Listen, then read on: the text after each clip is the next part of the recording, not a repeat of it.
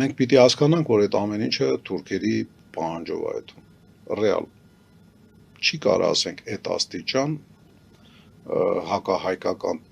տրամադրություն ունեցող ղեկավար լինի, որ նման որոշում ներկայացնի։ Դա մեր վախեցածությունն է, մեր թույլ լինելն է, թույլ ղեկավարությունը եւ թույլ, ասենք, հասարակությունը թույլ են տալի, որ թուրքերը, ասենք, Փաշազադեն ասի, բանը եկեղեցին ոչմ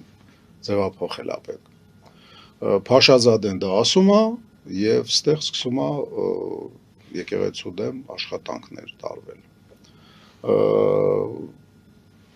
Բանը Գեյդարզադեն Իլհամը ասում է հայկական բանակը պետք է կրճատվի, ստեղ մի տարի, կես տարի հետո որոշում է ընդունվում, որ